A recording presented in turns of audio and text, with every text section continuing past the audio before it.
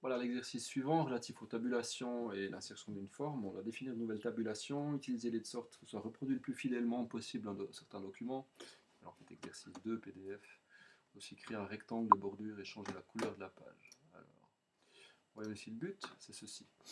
Donc, on a une page à créer complètement qui a une couleur de fond sur laquelle on a 1, 2, 3, 4 tabulations.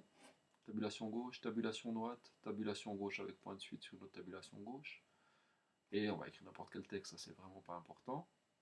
Ceci va être entouré d'un rectangle à bord arrondi et ici pointu, donc on va chercher cette forme, on va en changer l'épaisseur, que ce soit plus épais, violet, trétillé. Et voilà. Donc, il est important pour commencer de définir les tabulations. Donc il faut pour ça que la règle soit affichée. Si elle ne l'était pas, on va dans affichage et on coche ici afficher la règle. On prend ensuite sur la gauche la tabulation souhaitée. Voilà, tabulation gauche tout d'abord. Ensuite, 2 clics pour aboutir à une tabulation droite, que je passe pour l'instant ici en 7. Retour de tabulation pour définir une nouvelle tabulation gauche, on peut mettre avant, ici et une autre là. Si maintenant je double-clique sur une de ces tabulations, apparaît cet onglet, cette fenêtre. Donc, j'ai les 4 tabulations à différentes positions. Celle qui est en position 13 doit avoir des points de suite. Soulignement, je définis, je valide. Si maintenant, bloc, bli, tab, à la ligne, tab. Alors, je pourrais rendre visible dans l'accueil l'affichage de ces caractères-là pour voir les tabulations appuyées. Éventuellement changer un petit peu la taille du texte.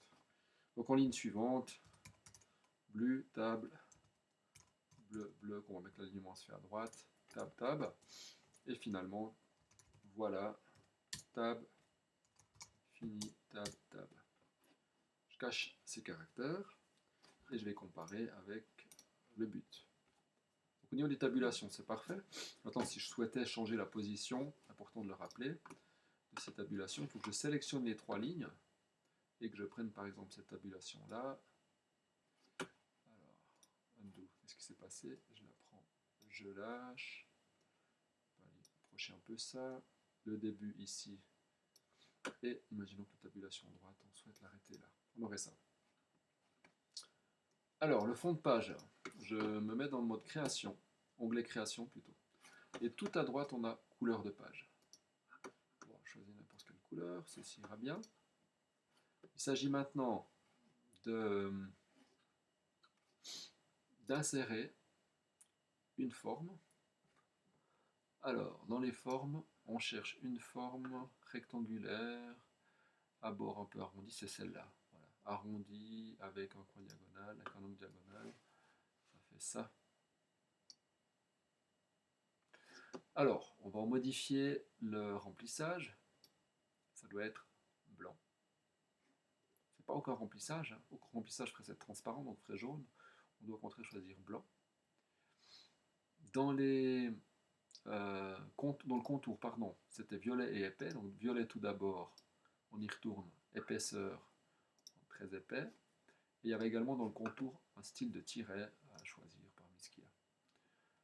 On va encore modifier la position, ici, les options de mise en page, veut dire, et on va choisir que le texte sera en dessus, donc on va derrière le texte.